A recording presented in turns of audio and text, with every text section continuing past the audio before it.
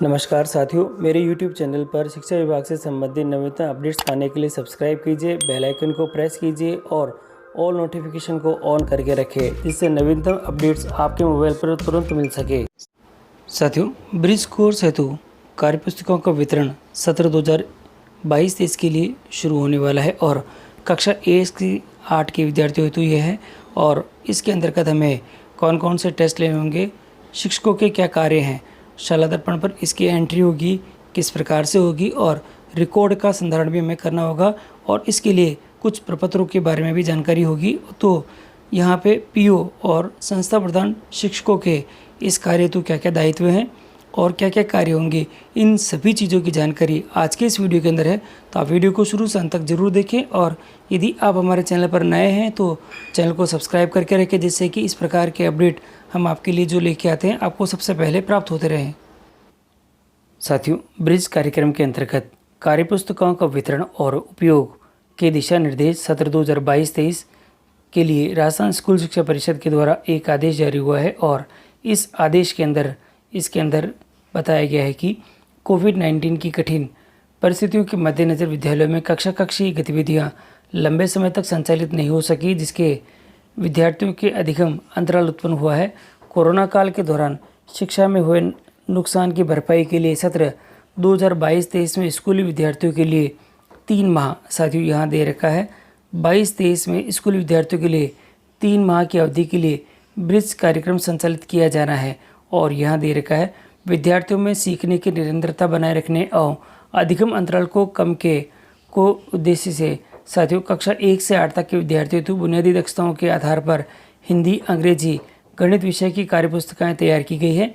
कार्यपुस्तकों में सम्मिलित कार्यपत्रकों में गतिविधि आधारित शिक्षण सामग्री का समावेश किया गया है, जिस पर शिक्षकों के मार्गदर्शन में विद्यार्थियों द्वारा अभ्यास कार्य किया जाना है और इसके जो उद्देश्य हैं वे कुछ इस प्रकार से हैं। विद्यार्थियों को अभ्यास के लिए अधिकतम अवसर उपलब्ध कराना है, कोविड-19 के कारण उत्पन्न हुए अधिगम अंतराल को कम करना है, अधिगम संकेतकों के अनुसार अवधारणाओं की समझ हेतु कार्य करना है, नियमित अंतराल पर आकलन करते हुए शैक्षिक प्रगति का आकलन करना है और कार्यपुस्तकों का वितरण कुछ इस प्रकार से रहेगा।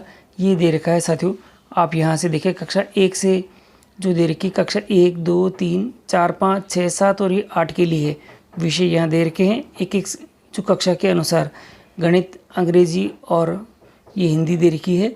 हिंदी, गणित और अंग्रेजी तीनों में दे रखी। ये कार्यपुस्तिका का नाम प्रथम है, पल्लव है और पहल है। प्रयास, प्रवाह और प्रखर ये 6 प्रकार की कार्यपुस्तिकाएँ दे रखी है। कक्षा के स्तर के अनुरूप है, कक्षा स्तर के अनुरूप है ये दोनों ही। और इसके बाद कक्षा 3 के लिए कक्षा 1 व 2 के प्रतिकूल अनुरूप दे रखी है और प्रतिफल अनुरूप दे रखी है। और ये जो 4 और 5 के लिए कक्षा 2, 3 और 4 के सीखने के प्रतिफल अनुरूप दे रखी है। कक्षा 6 व 7 के लिए कक्षा यहाँ दे रखी है 4, 5 और 6 के सीखने के प्रतिफल के अनुरूप है और कक्षा 8 के लिए 5, 6 व 7 के सीखने के प्रतिफल के अनुरूप दे रखी है। और इसी के साथ ही कक्षा 1 व 2 की कार्यपुस्तिकाएँ कक्षा स्तर के सीखने के प्रतिफल के अनुरूप गतिविधियों को सम्मिलित करते हुए तैयार की गई है। ब्रिज कार्यक्रम के अंतर्गत अधिगम अंतराल को क्रम साथियों इस अधिगम अंतराल को कम करने हेतु कक्षा 3 से 8 की कार्यपुस्तकों की सामग्री सम्मानित की गई है, जो निम्न प्रकार से है।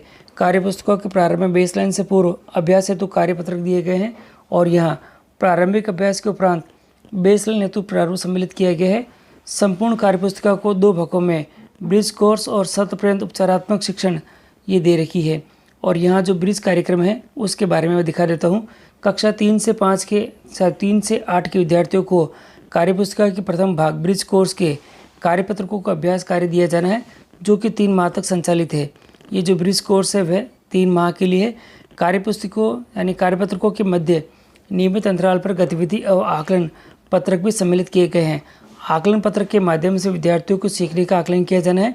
ब्रिज कोर्स के प्रारंभ में प्रत्येक विद्यार्थी का प्रारंभिक मूल्यांकन बेसलाइन किया जाना है। बेसलाइन हेतु प्रारूप आकलन पत्रक कार्यपुस्तिका के प्रारंभ में दिए गए हैं और इसी के साथ ही बेसलाइन के माध्यम से विद्यार्थियों के अधिगम के प्रारंभिक स्तर का हमें पता चलेगा।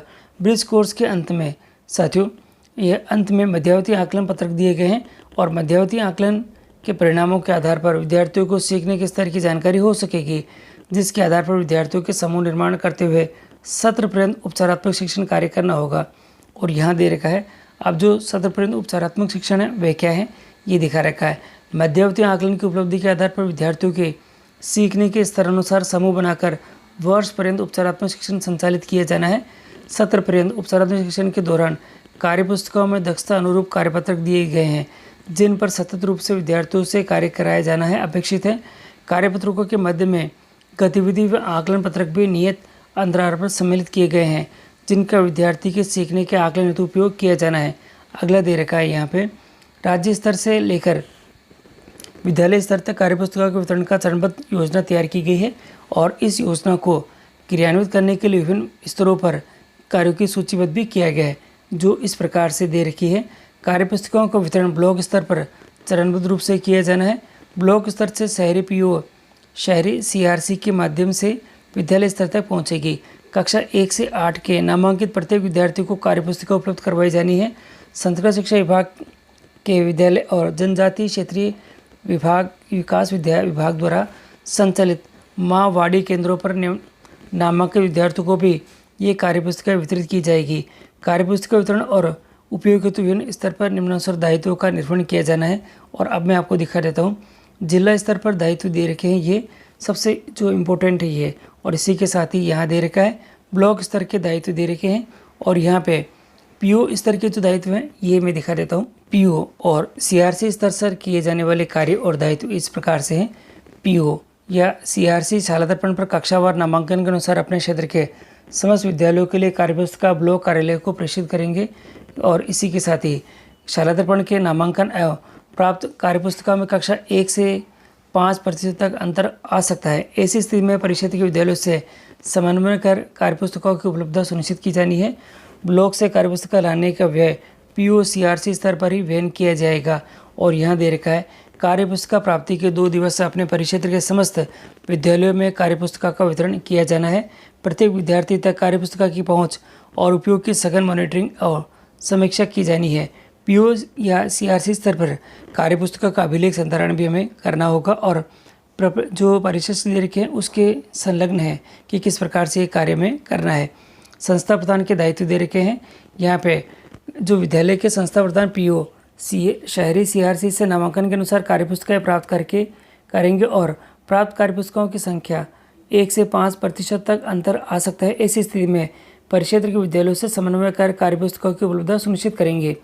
विद्यार्थियों तक कार्यपुस्तिकाओं के वितरण को नियमित रूप से मॉनिटरिंग करेंगे। विद्यार्थियों को शिक्षकों के माध्यम से कार्यपुस्तिका के उपयोग हेतु प्रेरित करेंगे। कक्षा दे रखा है कक्षा कक्ष में विद्यार्थियों के साथ कार्यपुस्तिका पर कराए जा रहे अभ्यास कार्य की नियमित मॉनिटरिंग करेंगे और अभिभावकों के साथ नियमित संवाद का स्थापित करते हुए विद्यार्थियों के अभ्यास हेतु प्रेरित करेंगे। शिक्षकों के जो दायित्व दे रखे हैं वे कुछ इस प्रकार से हैं। कक्षावार नामांकित समस्त विद्यार्थियों को 5 दिवस में कार्यपुस्तिका वितरण करनी है। कक्षा 1 व 2 के विद्यार्थियों तो कक्षा स्तर के अनुरूप तैयार कार्यपुस्तिकाएं उपलब्ध करवाई गई है। जो विद्यार्थियों को उनके अधिगम स्तर के आधार पर हिंदी, अंग्रेजी, गणित की कक्षा 1 की प्रथम, कक्षा 2 के लिए पल्लव, कक्षा 3 के लिए पहल, कक्षा 4-5 के लिए प्रयास, कक्षा 6-7 के लिए प्रवाह और कक्षा 8 के लिए प्रखर कार्यपुस्तिकाएं वितरित की जाएंगी। विद्यार्थियों के प्रारंभिक मूल्यांकन यानी बेसलाइन भी किया जाएगा और उसकी समीक्षा की जाएगी। विद्यार्थियों को कार्यपुस्तिका में निरंतर अभ्यास कार्य करवाया जाएगा। विद्यार्थियों द्वारा महसूस की जाने वाली कठिनाइयों का निराकरण किया जाएगा। और यहाँ दे रखा है विद्यार्थियों द्वारा किए जा रहे अभ्यास कार्य की आकलन प्रपत्रों के माध्यम से समीक्षा करना है और नियमित अंतराल पर विद्यार्थियों के सीखने का आकलन करना है। मध्यावधि और सत्र के अंत में एंडलाइन असेसमेंट अपन को करना है। बेसलाइन, मिडलाइन और एंडलाइन के पत्रकों को विद्यार्थी की पोर्टफोलियो में संदर्भित करना है। सबसे इम्पोर्टेंट है, ये दे रखा है आपको तीनों जो ये लेने हैं, यानी कि बेसलाइन लेना है, मिडलाइन लेना है और एंडलाइन के कार्यपत्रकों को विद्यार्थी जो वार है और उसके जो पोर्टफोलियो है उसके अंदर आपको संदर्भित भी करना है। अभिभावकों से भी अपेक्षा रहेगी कि वे विद्यार्थियों को कार्यपुस्तिका पर कार्य करने तो प्रेरित करें और शिक्षकों के साथ निरंतर समन्वय स्थापित करें। रिकॉर्ड का संधारण कुछ इस प्रकार से रहेगा कि शालादर्पण पर आपको स्कीम मेन्यू में जाना है। फ्री टेक्स्ट बुक में ये वर्कबुक आपको मिलेगी, यहाँ इसकी आपको एंट्री करनी है। कार्यपुस्तिकाओं में विद्यार्थियों द्वारा कार्य कराए जाने के उपरांत कक्षावार विद्यालय जो विषय अध्यापक द्वारा कार्यपुस्तिकाओं को विद्यालय स्तर पर ही संदर्भित किया जाना है। कक्षा 1 से 8 की कार्यपुस्तकों को राजरमसा NIC पोर्टल पर अपलोड किया जाना है। विद्यार्थियों को कार्यपुस्तिका प्राप्त होने तक पोर्टल पर ही कार्यपत्रक डाउनलोड कर विद्यार्थियों को अभ्यास हेतु उपयोग किया जाना है। तो अगर उपलब्ध नहीं हो तो ये कार्य करना है। और नोट, सामग्री वितरण के दौरान समस्त कार्यों को करते हुए कोविड-19 के समस्त दिशा निर्देशों की पालना सुनिश्चित करनी है।